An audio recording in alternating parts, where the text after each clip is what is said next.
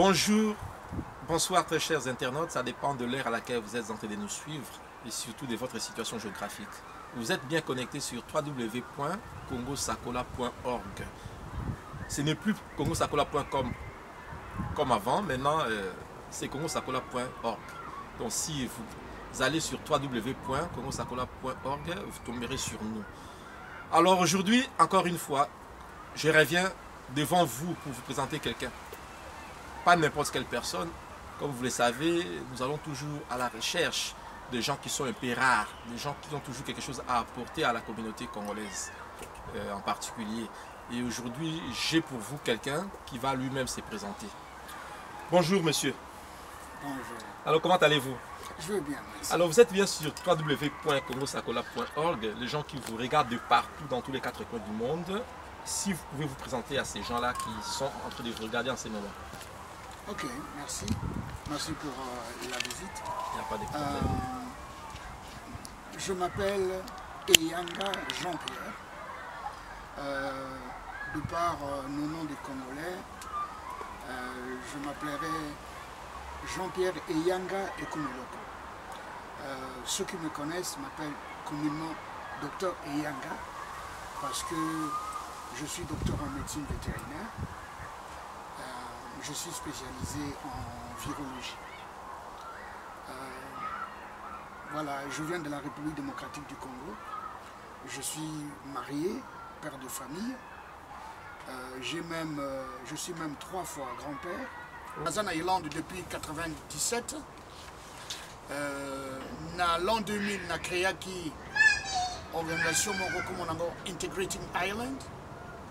Integrating Ireland est un réseau.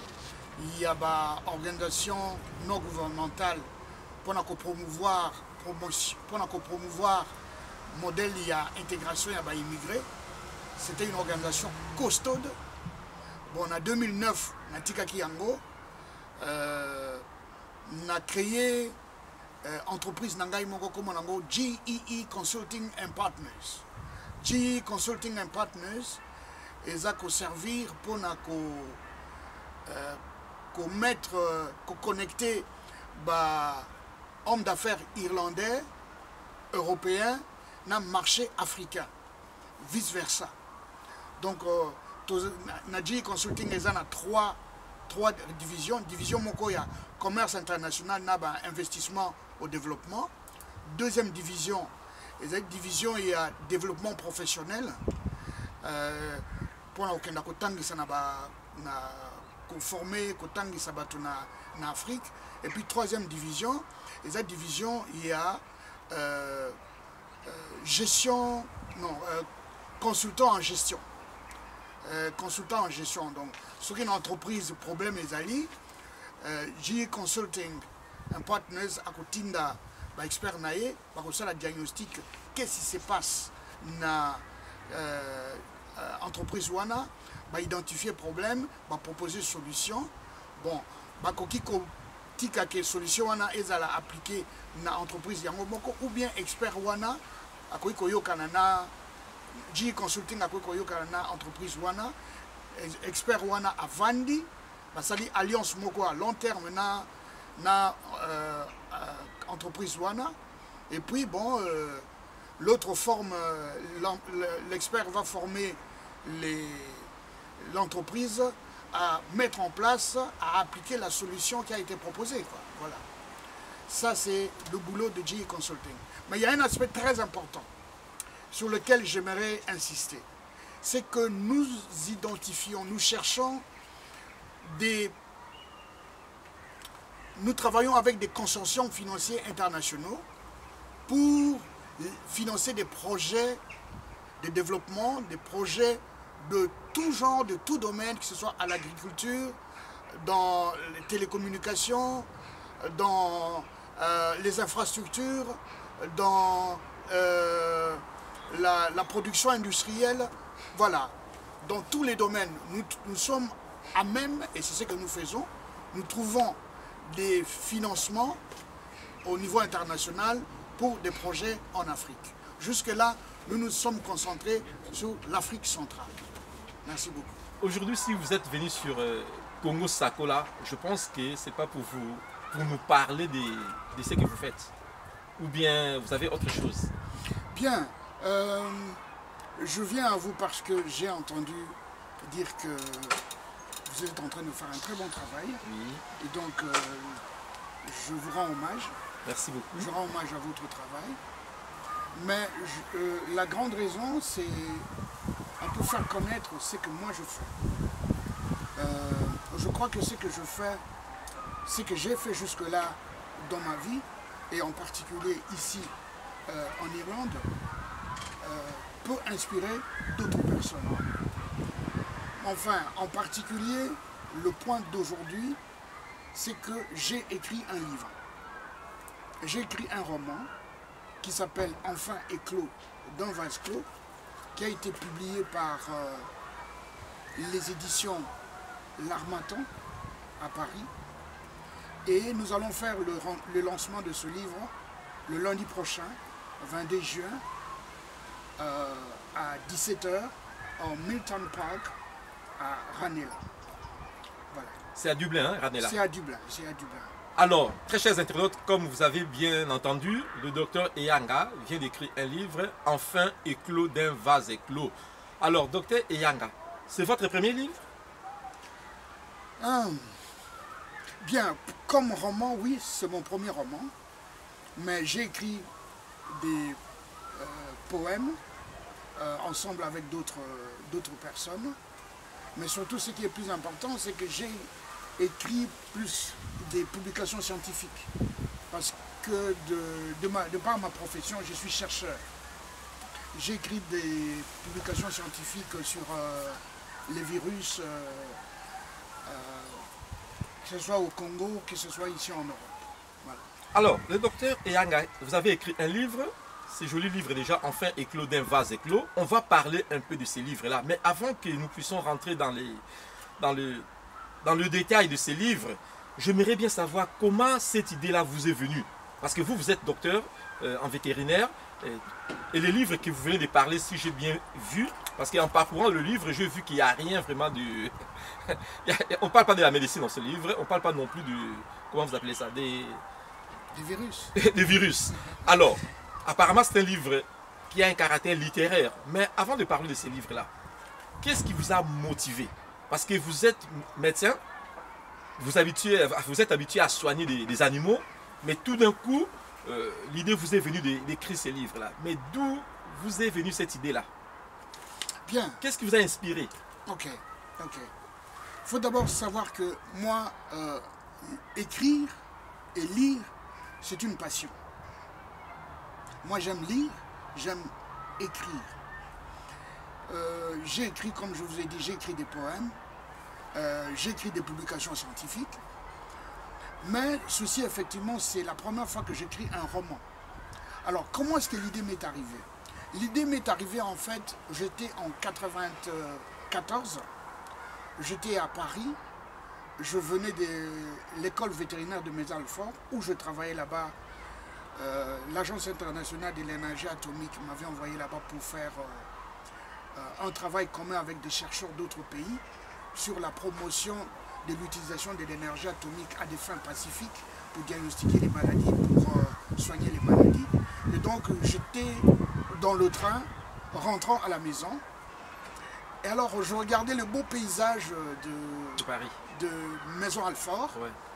Le Val-de-Marne.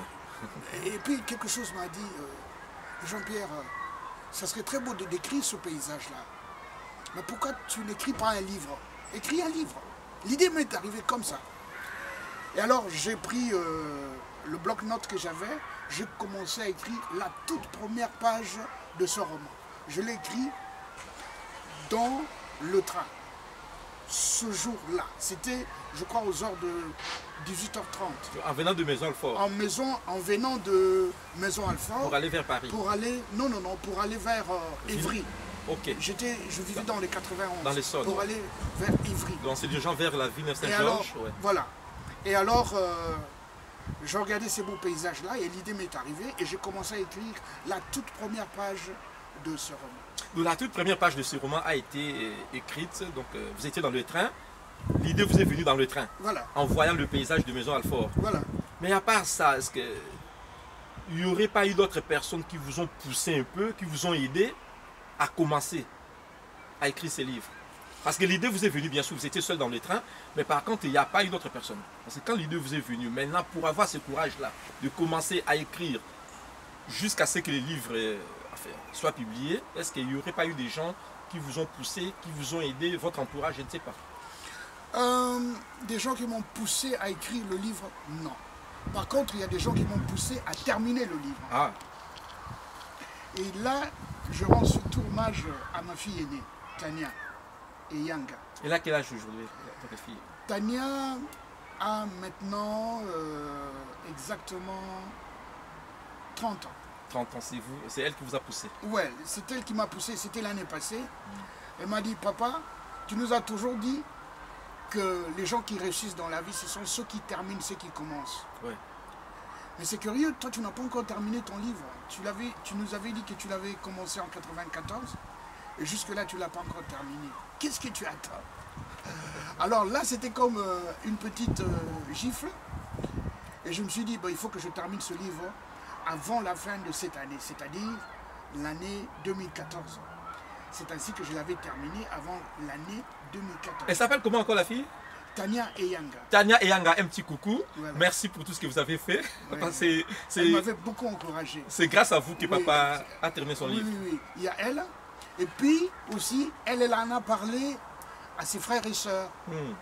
Et alors, que ce soit Elvis, que ce soit Clédia, que ce soit Romy et Yanga, tous mes enfants là, ils m'ont vraiment poussé, mais papa, il faut continuer, papa, il faut faire, papa, vas-y, vas-y, vas-y.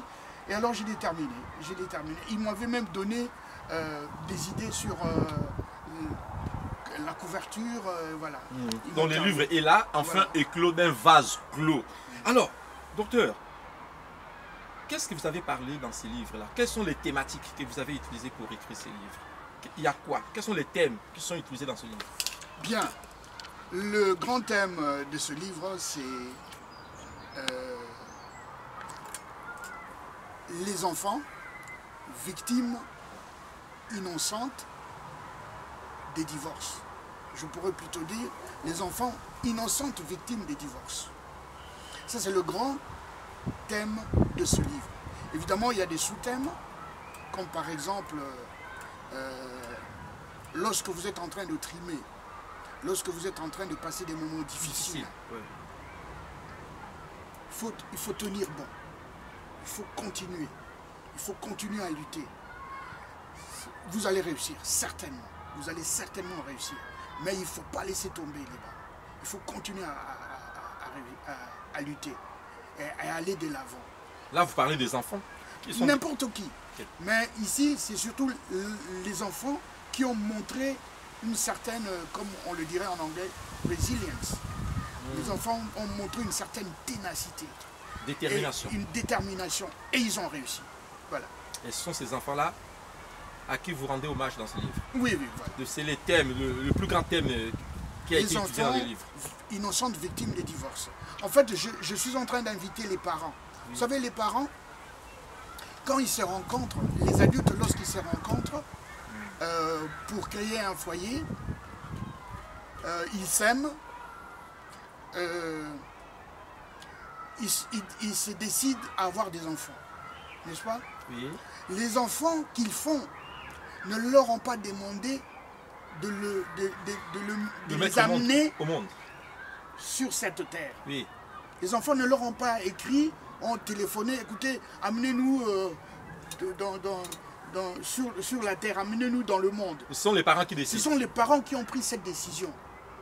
Mais curieusement, lorsque le parent, de par leur orgueil personnel, de par leurs problèmes entre eux, ils se décident de divorcer. Ils ne demandent même pas l'opinion de ces enfants-là qu'ils ont amenés dans ce monde. Et alors les enfants sont les premières victimes. Évidemment, vous pouvez me poser la question, mais un petit bébé ne va pas demander quelle est l'opinion que l'enfant va donner. D'accord. Mais il devrait y avoir de la part des adultes législateurs de concevoir une législation qui protège l'intérêt des enfants, même quand ils sont bébés, surtout quand ils sont bébés, quand ils sont tout petits, ils n'ont rien à dire, ils ne subissent que la loi, je pourrais presque dire les conséquences des décisions des adultes. Il devrait y avoir une législation qui les protège. Et on devrait demander l'avis des enfants qui sont déjà en mesure de dire ce qu'ils pensent, de donner leurs avis sur le divorce des parents. Qu'est-ce qu'ils pensent du divorce des parents? Le docteur, voilà. Les parents, déjà, les parents eux-mêmes, pour amener ces enfants-là sur la terre, ils ne demandent pas l'avis de qui que ce soit, ils ne demandent pas l'avis de ces enfants-là. Pourquoi ils leur demanderaient leur avis quand ils vont se séparer pour le divorce? Si à la naissance, ils n'ont pas demandé l'avis des enfants, pourquoi voulez-vous qu'ils demandent l'avis des enfants pendant le divorce? Mais parce qu'ils en sont responsables. Mais pour les amener au monde. Mais oui, mais justement, ils se sont mis dans la position de responsables en les amenant au monde. Ils ont pris la responsabilité d'amener ces enfants au monde. Eh bien, ils doivent assumer la responsabilité de gérer ces enfants-là. Ça ne sert à rien d'amener les enfants au monde, vous vous séparez, et vous les abandonnez comme ça. Le père ne sait même pas ce que les enfants deviennent, la maman ne sait même pas ce que les enfants deviennent. Vous comprenez? Donc, nous sommes en Europe. En Europe, je pense qu'il y a déjà des législations qui existent. Et en Europe, les enfants sont un peu protégés. Mais nous qui sommes venus du Congo, chez nous, au Congo, les enfants sont abandonnés à eux-mêmes. C'est exactement ça. C'est que c'est pas chez nous exactement. Qu'est-ce que vous avez à dire aux gens qui nous dirigent, qui dirigent notre pays, ou bien qui font semblant de diriger notre pays? Qu'est-ce que vous avez comme message à leur adresser? Parce que, à mon avis, même si en Europe il y a des maltraitances, il y a des enfants qui sont maltraités, mais je pense qu'il y a des législations. L'État essaie un peu de s'occuper de ces enfants-là qui sont abandonnés. Mais chez nous, par contre, les enfants vraiment sont dans la rue. Il y a des chégués chez nous. Il y a des phénomènes chégués. Qu'est-ce que vous avez à dire aux autorités qui dirigent notre pays, en particulier la République démocratique du Congo? Eh bien, c'est comme je l'ai dit, il faut qu'on parvienne à concevoir des législations, des politiques qui protègent les enfants. Dans ce cas, dans ce type de situation. Ce n'est pas la tradition qui protège les enfants le mieux. La tradition, comme je l'ai montré ici, les enfants, à cause de la tradition de leur tribu, c'est des Mongos, les enfants doivent aller chez le père. Mais lorsque les enfants vont vivre chez le père ne s'est pas remarié, les enfants vivent avec la grand-mère, la grand-mère meurt, les enfants doivent aller chez tel oncle, chez telle tante, et là-bas il y a des abus. Les enfants se retrouvent nulle part. Donc, je vous comprends, s'il vous plaît. Ici, par exemple, permettez que je termine. Or, ici, par exemple, lorsque les enfants sont encore tout petits et qu'il y a divorce, la législation en place a décidé que les enfants vont vivre avec leur mère. Donc, l'État. L'État a décidé que les enfants vont vivre avec leur mère, et l'État met en place une certaine politique de soutien à la mère pour protéger l'enfant. Voilà, c'est aussi simple que ça.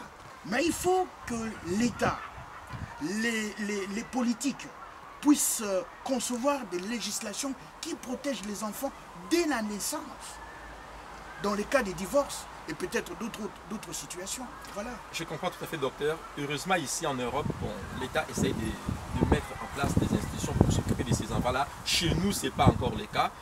Espérons que dans les années à venir, les choses vont s'arranger. Là, on a parlé un peu d'une manière générale, mais j'aimerais bien que vous expliquiez aux gens qui nous suivent l'historique de ces livres. Qu'est-ce que vous avez raconté comme histoire dans ces livres? Ces livres parlent de quoi ou de qui? Ah, d'accord. Merci. Le livre parle de deux enfants. Oui. Il s'appelle Nigaye, le garçon, Ningaye, le garçon, et Anda, la fille. Leurs parents ont divorcé lorsqu'ils avaient 2 ans et 4 ans. Le garçon 2 ans et la fille 4 ans. Alors, à cause de la tradition, parce que le régime là-bas est patriarcal, Les enfants devaient aller vivre dans la famille du papa. Donc le papa a récupéré les enfants. Malheureusement, le papa n'est pas marié, ne s'est pas remarié. Donc les enfants sont allés vivre avec leur grand-mère, la mère du papa. De la grand-mère paternelle. Paternelle. Malheureusement, la grand-mère paternelle est décédée 3-4 ans après. Et donc, vous comprenez que les enfants, le garçon n'a que 6 ans quand la grand-mère est décédée. Alors, docteur Eyanga, vous avez expliqué, hein, bon, avec le peu de temps que nous avons eu, on ne peut pas parler de tous les livres, raison pour laquelle nous invitons encore de gens qui nous suivent de partout, de s'intéresser vraiment à ces livres, qu'ils aillent chez les libraires pour pouvoir acheter ces livres. Un très livre qui concerne les parents et les enfants. Docteur, vous qui êtes docteur, vous qui êtes scientifique, vous n'avez jamais fait des études littéraires. Mais en parcourant ces livres, je me suis rendu compte que vous avez utilisé du début jusqu'à la fin le temps présent. C'est ce qu'on appelle le présent de l'indicatif. Qu'est-ce qui a fait que vous puissiez adopter ces styles grammaticaux qui est le présent de l'indicatif? Merci bien. Je vois que vous avez vraiment prêté attention J'ai essayé de prêter. J'ai essayé, docteur. Au texte. C'est un choix personnel pour 2 raisons. La première, c'est que je me suis imposé un défi. Vous savez, pour progresser, il faut savoir s'imposer un défi et vaincre ce défi pour s'élever. Moi, je m'étais imposé ce défi-là d'écrire le livre du début à la fin au présent de l'indicatif. J'ai préféré ne pas me plaire dans les concordances des temps. Et donc, je me suis imposé le présent de l'indicatif. Tout se fait au présent de l'indicatif. Donc, c'est juste pour un défi personnel. Ça, c'est la première raison. La seconde raison, c'est pour donner cette impression de réalité. C'est pour vous donner cette impression que tout se fait devant vous. Tout acte, toute action se fait devant vous. Vous le voyez, c'est comme si c'était présent là. Voilà. C'est pour donner le caractère vivant à l'histoire. Et quand vous lisez ce livre, vous verrez qu'il a un caractère vivant. C'est comme si vous viviez chaque coin et recoin, chaque moment de l'histoire. De l'histoire, ouais. Voilà, voilà. C'est aussi simple que ouais, ça. C'est ça que moi j'appelle le présent de narration. Vraiment, je pense que c'est beaucoup plus facile de comprendre un livre qui est écrit au temps présent qu'un livre qui est écrit au passé simple ou au conditionnel. Vraiment, merci beaucoup, docteur. Vraiment, nous sommes très heureux. C'était vraiment un réel plaisir. Mais il y a une petite question qui me revient encore à l'esprit avant que nous puissions terminer notre émission. Toujours en parlant de ces styles littéraires que vous avez utilisés dans votre livre, est-ce que vous n'avez pas un modèle durant votre parcours scolaire ou académique? Vous n'aviez pas un modèle, un écrivain français, anglais, qui vous sert de modèle aujourd'hui? Ou bien qui vous a servi de modèle quand vous avez écrit les livres? Non, honnêtement, je n'ai pas de modèle comme tel. Par contre, comme on le dit si bien en français, la culture reste. La culture, c'est ce qui reste après avoir tout oublié. Oui. Je crois avoir eu une très bonne formation en français dès mon école primaire. Et alors, tout ce que j'ai lu est resté dans ma tête. Wow. Je suis le résultat de la formation que j'ai eue. Ainsi, j'ai aimé des gens comme Victor Hugo, des gens comme Charles Baudelaire, oui. avec Les Fleurs du Mal, oui. comme Marcel Proust, ouais. avec À la recherche du temps perdu. Ouais. Beaucoup d'autres. Flaubert, par exemple. Gustave Flaubert, oui. Avec Salammbô. Oui, éducation sentimentale, Madame Bovary. Bovary. J'ai lu tout ça. Les grands classiques, je les ai lus. Et alors, cela m'est resté. Tout à l'heure, vous m'aviez posé la question, je n'étais pas littéraire, je n'ai pas fait des études littéraires.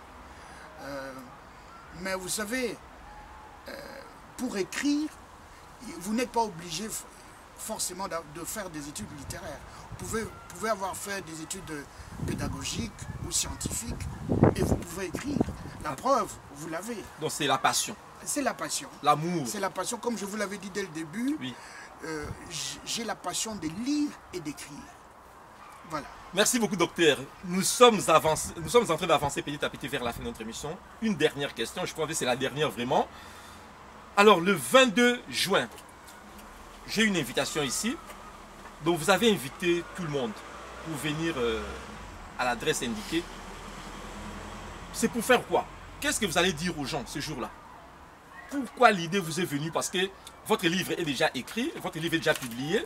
On peut déjà peut-être le trouver sur Internet ou bien dans différentes librairies et bookshops. Mais qu'est-ce que vous voulez dire aux gens qui vont venir vous écouter le lundi 22 juin? Merci. Donc, vous savez, ce genre d'événement a toujours 3 raisons d'être, au moins. La première raison d'être, parce que c'est une réalisation, il faut célébrer. C'est une réalisation, Oui, c'est une réussite. Ouais, c'est pas tout le monde qui écrit. Il faut célébrer avec les amis. ceux qui vous sont chers, les amis, les collègues, les membres de la communauté. Il faut célébrer. Les gens qui vous ont soutenu. Et donc ce jour-là, nous allons célébrer. Deuxième chose, deuxième raison d'être, c'est que ça puisse inspirer d'autres personnes. Moi, je suis sûr que vous pouvez aussi écrire un roman comme ça. C'est en cours. Peut-être que vous pouvez même le faire mieux que moi. C'est en cours. Mais peut-être vous n'avez jamais eu l'idée, vous n'avez jamais eu le temps. Voilà. La motivation aussi. Voilà. Donc, ça peut inspirer non seulement les amis, les collègues, nos enfants, pour montrer que la communauté congolaise a beaucoup de talents. Ah oui, il n'y a pas que la musique chez nous. Il faut développer. Il n'y a pas que la danse. Il faut que nos enfants puissent voir que non, nos aînés, nos papas, nos mamans sont capables d'écrire. Et pourquoi moi je ne pourrais pas écrire? Vous comprenez? C'est pour inspirer les autres aussi. Et alors la troisième raison, c'est faire savoir aux gens que le livre existe, leur donner le goût de lire, leur donner l'occasion de lire quelque chose qui est écrit par les Congolais. Et donc de vendre le livre, que les gens puissent venir l'acheter, que les gens puissent savoir qu'il y a un livre qui a été écrit par un Congolais, par un monsieur que nous connaissons et dont l'expérience peut être passionnante. Moi je pense que pour aussi cette émission d'Abisso, si vous pouvez dire quelques mots na lingala pour inciter Batu Oyo Bakoya le lundi 22 juin, en plus pour Batu Basomba. Batu Basomba livre, parce que livre le blabana na ba parents. Les camions au Congolais, Congolais, partout dans le monde entier. Na remercier Maman Banangai, moi c'est Germaine, Mbokani, à soutenir Ngai Minki pour na kusala livre.